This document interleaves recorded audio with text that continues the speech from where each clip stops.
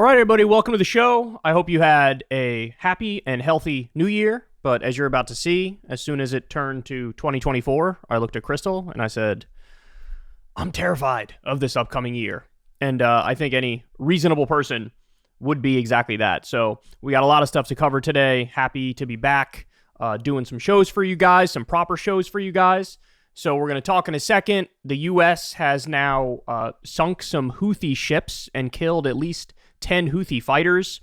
Gaza has hit 900 9/11s have come to Gaza and the Palestinian territories.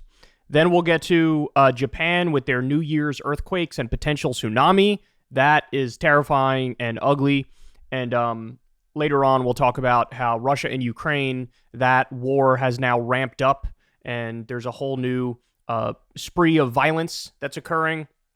And then later on, we'll have some more fun. We'll get to Tucker Carlson versus Ben Shapiro. That's an interesting little back and forth, if I don't say so myself. So without further ado, let's go ahead and jump into it. And everybody, please do me a big favor. Please subscribe to the channel. It helps out massively in the algorithm. It doesn't cost you anything at all. And I know that, I don't remember the exact number, but it's something like 40% of you guys who watch this channel are not subscribed to it. Hook a brother up by clicking that button. All right, appreciate it. Let's go ahead and dive in. So listen to this, guys. U.S. Navy ships have sunk 3 Houthi militant boats in the Red Sea after they attacked a Maersk merchant ship with missiles amid heightened operations to protect vital shipping lane. So the other day, there was quite a bit of commentary about how the U.S. and the U.K. in particular are looking to ramp up war against the Houthis and perhaps even start bombing Houthi-held regions of Yemen. But it appears like that was incorrect, and the U.S. sort of backed away from that. This is now the second time that notion was floated, but the U.S. backed away from it. But at the same time, at least at sea, the U.S. has now entered a very aggressive phase against the Houthis, where they're purposely targeting Houthi ships that are, basically trying to block other ships from getting to Israeli ports. Now, what the Houthis have done has been honestly tremendously impactful, because you have a reduction of over 50%. I mean, just one number I saw said 85% reduction in trade to Israel. I'm not sure that one's correct, but it's certainly over 50% reduction in trade to Israel. And the insurance rates for the ships that go to Israel have skyrocketed, and many companies have now come out and said, we're just not going to go to Israel because it's too dangerous. And so the U.S. is trying to basically put Yemen and the Houthis in their place. Now, of course, the irony of this all is Yemen has been very clear. The Houthis have come out and said, as soon as you stop massacring Palestinians, Israel will stop doing this. And instead of just stopping the wanton massacre of Palestinian civilians, they continue to increase it.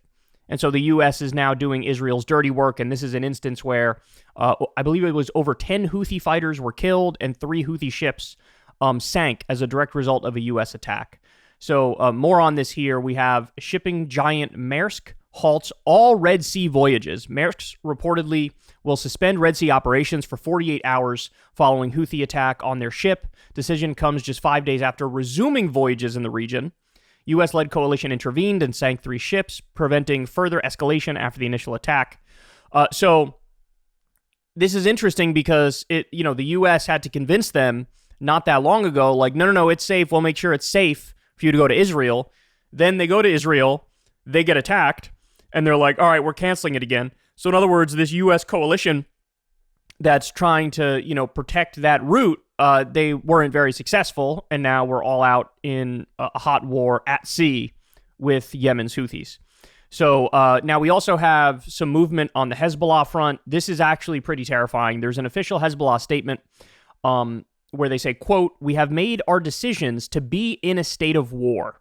So I'll read you some of this here. "Israel is not in a position to impose its options. Rather, it is in a position to respond and confront the toughness of their resistance in responding to aggression, in refusing to consolidate the Israeli project, and preventing Israel from achieving its goals in Gaza, Lebanon, and the region. Israel cannot return the settlers to the north in the heart of the battle, and it cannot obtain any gain neither in this battle nor at its end. It must first stop the Gaza war so that the war in Lebanon can stop." So in other words, they're saying, look, we've been attacking you at the border, and we're going to continue to do that as long as you attack Palestinians in Gaza. With the continued bombing of civilians in Lebanon, this means that the response will be stronger and will be proportional to the Israeli aggression. We have made our decisions to be in a state of war and confrontation on the southern front, facing Israel in a manner consistent with the requirements of the battle. If Israel persists, the response to it will be stronger, and if it threatens Israel, our threats have no value because we will be ready and present, and we did not fight this battle for fun or in vain. Rather, we fought it because it was necessary in order to put an end to this Israeli enemy and its arrogance and its continued violation of sanctities and its malicious and vile aggression against Gaza. Although we know that the sacrifices we are making are great, these sacrifices are important and require greater sacrifices and break a dangerous project for Palestine and the region. In the name of God, the most gracious, the most merciful, permission is given to those who fight because they have been wronged, and indeed God is able to grant them victory. In continuation of our approach to resisting the American occupation forces in Iraq and the region, and in response to the Zionist entity's massacres against our people in Gaza, the Mujahideen of the Islamic Resistance in Iraq attacked the occupied Ramallah base in Syria and using drones, and the Islamic resistance confirms its continued destruction of enemy strongholds, and victory is only from God. Indeed, God is mighty, all-wise. So in other words, they're saying, look, all of the attacks that are coming from Israel, that are coming from Syria, these Shia-aligned groups there that are going after the U.S. bases, they're taking responsibility for it. They're saying, hey, those are offshoots, those are branches of Hezbollah, and we're proud to go after you guys because you guys are responsible, along with Israel, for the killing of massive numbers of civilians in Gaza, in the Palestinian territories. But the fact that we have the line, we have made our decision to be in a state of war, well, that should terrify everybody, because from the very beginning, we knew that there were tit-for-tat back and forths between Hezbollah in Lebanon and Israel, but now it looks like it's spreading even more. And so the consistent theme you see here with all of these segments we do on Israel is, hey, look at how this thing is spiraling out of control. Hey, look at how this thing is spiraling out of control. Hey, look at how this player's getting involved, and that player's getting involved, and this person's escalating, and that person's escalating.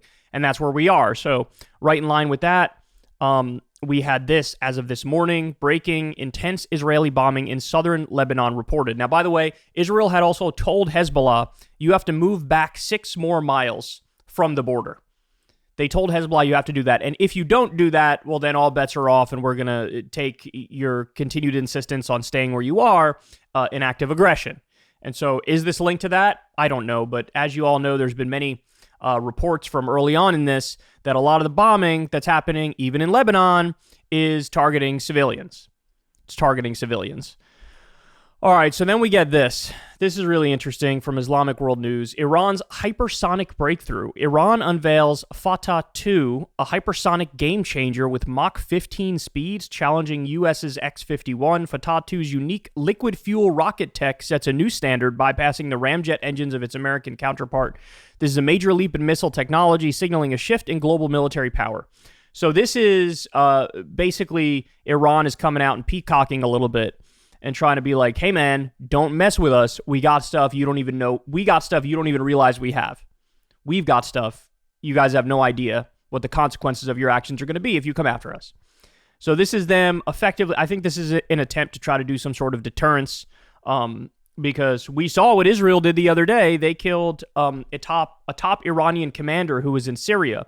And that, of course, was a colossal escalation. And that puts a lot of pressure on Iran, like, hey, what are you going to do in response? Well, Iran knows if they do anything in response and the U.S. and Israel declare war on them, oh, that would be devastating for the world, and that'd be particularly devastating for them. So instead, they're going this route of like, hey, man, look, we got really powerful weapons that you don't even realize, and so look out. If you come after us, there will be consequences. It's a lot of huffing and puffing and, sort of, I kind of think it's a bluff, to be honest with you. It's a way to try to get the U.S. and Israel to back off, because the U.S. and Israel are the aggressors in this conflict, and they're trying to protect their own ass. It's actually not dissimilar from what Kim Jong-un does in North Korea, where, to the outsider, if you don't know all the specifics of what's going on the ground, you'd say he's a psycho. He's always doing these missile tests, and he's super belligerent, and his statements are about, like, I will destroy the U.S., I will destroy South Korea. But really, that's him being like, for the love of God, don't attack me, please. I will defend myself. Look, I have all these weapons. And I see this as a similar thing from Iran. All right, so now, look at this, man. This is wild. This is in Mother Jones. By the way, Tommy Vitor, who tweeted this is a guy who's one of the Pod Save America bros from, like, the Obama Democratic crew. And even he apparently has woken up on this issue of Israel and Palestine. And look at what he quotes here. In the early days of the war, Biden underscored the scale of the Hamas attack by saying it was equivalent to 15 9/11s for a nation of Israel's size. The equivalent figure for Gaza, where more than 20,000 people have been killed, is now approaching 900. So in other words, the U.S. on 9/11 suffered, by definition, one 9/11 with the number of people that died. Israel suffered 15 9/11s on October 7th. Well, Gaza has now suffered 900 9/11s. That really should put in perspective for you what we're witnessing. What we're witnessing is a historic atrocity.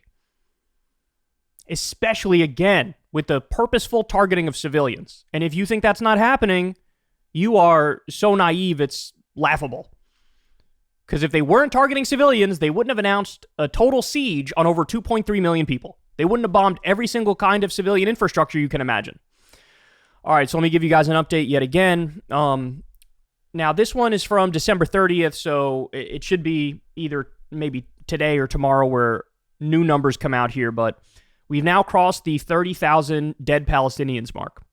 30,000 according to Euromed Monitor. Now, I should note this does include people who are presumed dead under the rubble. So if they've been under the rubble for a while, Euromed Monitor presumes they're dead. That's where we get the 30,000 number from. Civilian casualties of those are 27,681. I saw a Euromed Monitor graphic the other day that said the civilian death rate is about 92%. For children, we now have 11,833 children dead and 6,009 women dead. We're almost at 60,000 injured people, 104 journalists who were killed. By the way, there's a tremendous amount of evidence that a lot of these journalists were killed on purpose. Even their families, in some instances, were targeted on purpose. Of the 2.3 million people in Gaza, 1.92 million of them are now displaced. As you all know, virtually all of North Gaza is obliterated. And so in that scenario, I wonder what's going to happen next. I wonder if Israel's going to move in. I wonder if they're going to start to resettle it. I mean, you already had real estate companies in Israel basically doing these ads, effectively trying to sell beachfront property in Gaza. So this is where we're at, man. This is where we're at. 316 schools were damaged. 191 mosques, 3 churches. They say 198 heritage sites. That's a new category they added here. You know, when you get these like super old school buildings or religious structures, a lot of those have been targeted by Israel. And then you have, there's another new category here, detainees that are forcibly disappeared, 3,420. So look, everybody rightly talks about the Israeli hostages being held by Hamas. I believe it was like 220 or something like that, thereabouts. Well, you have effectively 3,420 hostages or political prisoners who are Palestinian who are being held in Israel. And there's been some, horrific pictures coming out of what these people look like. You know, they go in and they're in there for 3 months and they come out and they literally look like Holocaust victims. They have the sunken in cheeks. They're pale as pale could be. They look like they haven't eaten in a really long time. Look like they've been tortured to the high heavens. It's not good. It's not good. So I also want to show you this. This is in the Associated Press. Netanyahu says war on Hamas. It says Gaza war on Hamas will go on, quote, for many more months. And he thanks the U.S. for new weapon sale.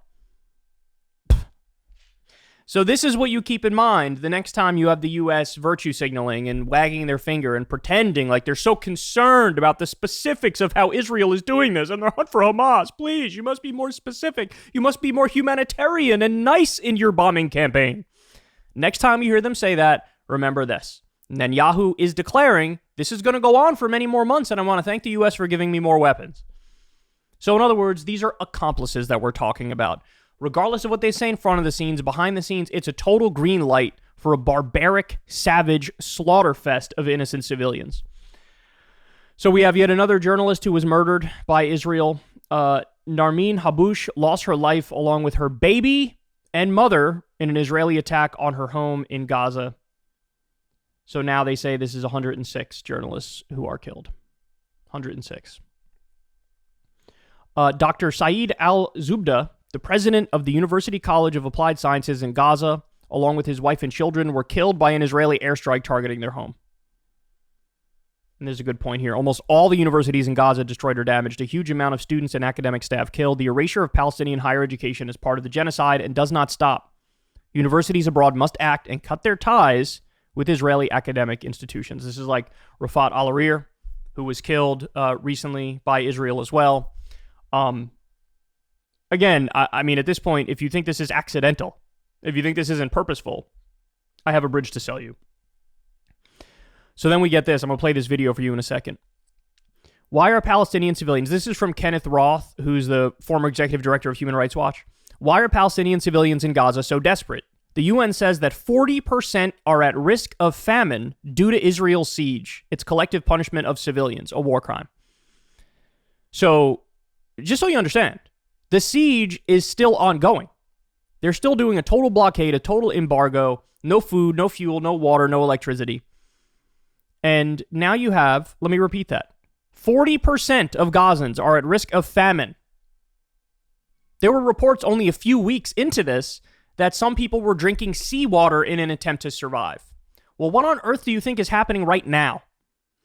So here you have a UNRWA convoy, like an aid truck, and this is what happens when it gets into Gaza. Here, watch this.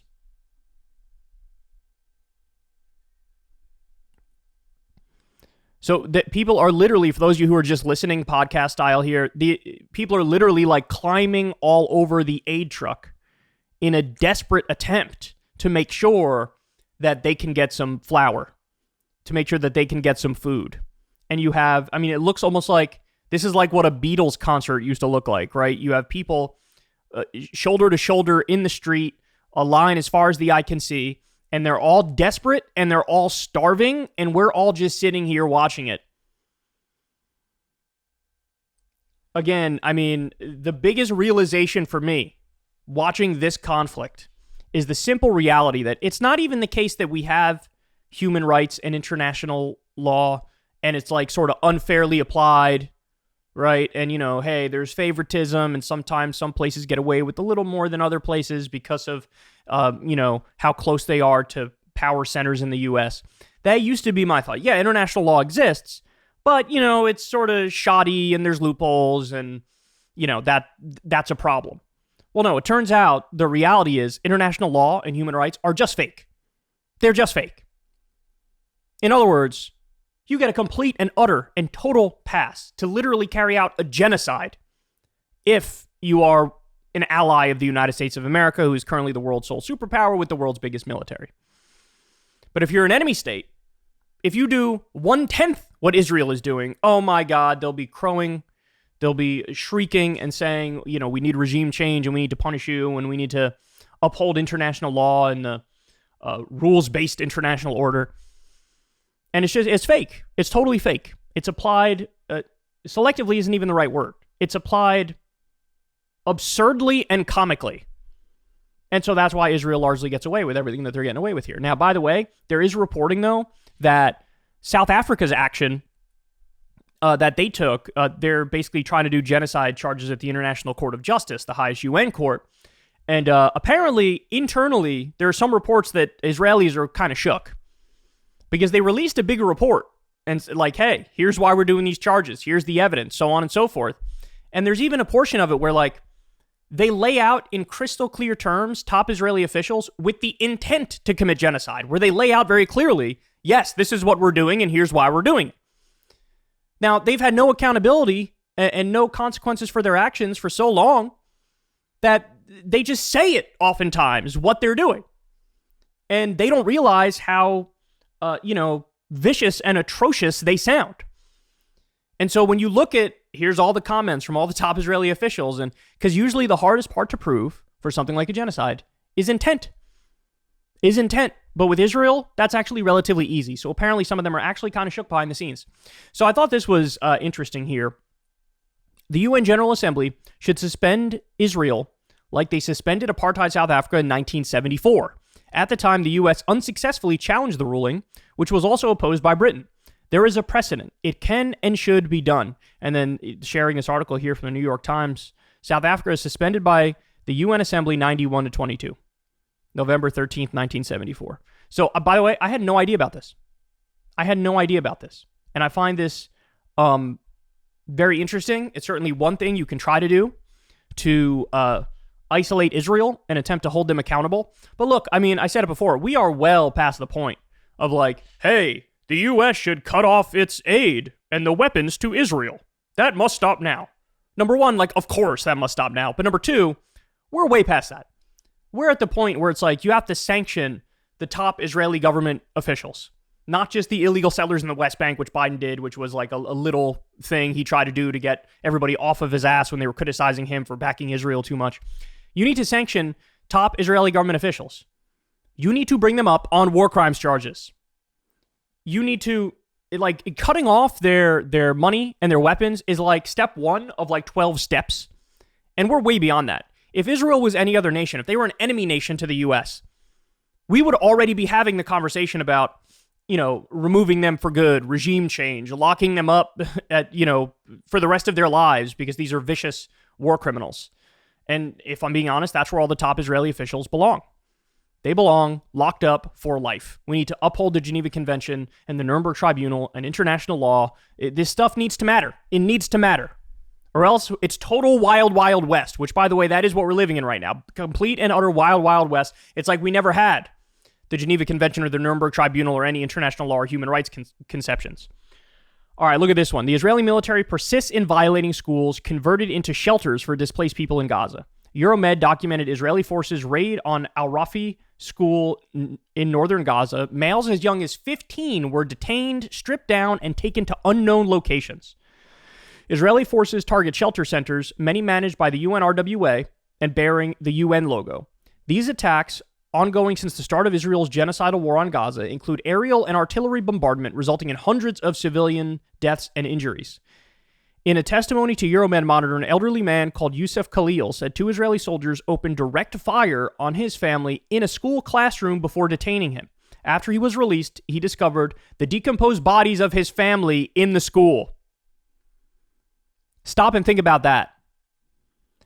These UN-run schools where displaced Palestinians in Gaza are taking refuge were built with European funding and should enjoy special protection during military attacks, but Israeli forces persist in targeting and celebrating their destruction.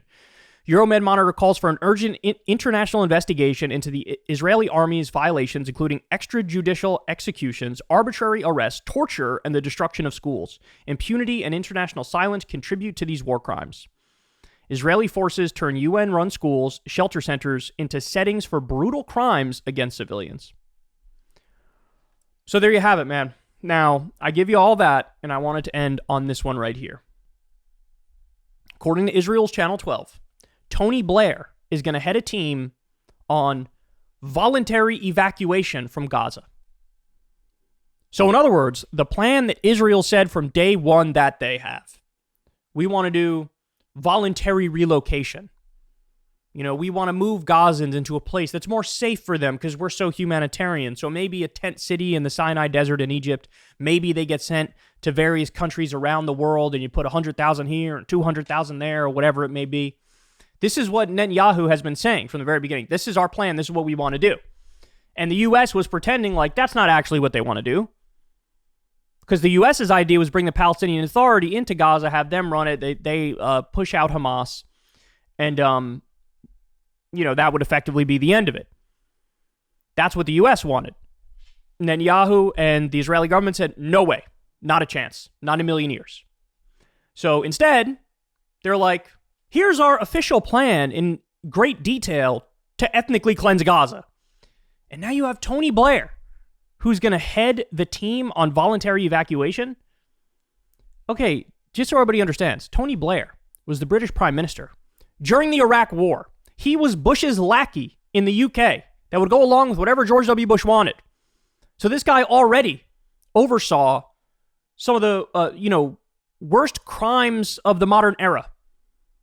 He was in the driver's seat along with George W. Bush every step of the way for the illegal and offensive war in Iraq. It's a country that didn't attack us. And so now he's, coming out of retirement here to aid in the ethnic cleansing of Palestinians. So this is, again, look, I'll say it one more time. when there is no accountability, when there is no justice, when there are no consequences for your actions, this is what happens. Because Tony Blair should already be in prison. George W. Bush and Dick Cheney should already be in prison. They violated international law on a daily basis. They did war crimes on a daily basis. And now, there was no accountability, there was no justice, and so they're going to oversee the next great atrocity. Which, by the way, probably far surpasses even the Iraq War, as terrible as it was. So, that's where we're at, man. I would definitely implore U.S. media to wake up and start calling a spade and start discussing the facts. Stop with this absolute nonsense. This idea that, like, oh, well, it's only a hunt for Hamas that Israel's doing. That's all. And maybe they're a little rough around the edges, but they're trying their darndest. This is the narrative out of U.S. media. Oh, who knows what Israel's going to do day one after the war? Oh, let's have that conversation. What are they going to do day one after the war? They are telling you every single day, and you refuse to acknowledge it, because if you do acknowledge it, then you would have to call a spade and say, oh, they want to do ethnic cleansing. They want to purge Gaza of the Palestinians who live there and resettle it, which we're already starting to witness. And they're breaking out all the solid golden oldie war criminals to get the dirty job done. Hey, y'all, do me a favor and like and subscribe. It helps out big time in the algorithm. Click the bell as well for notifications when videos drop, and watch that video on screen right now. You know you want to.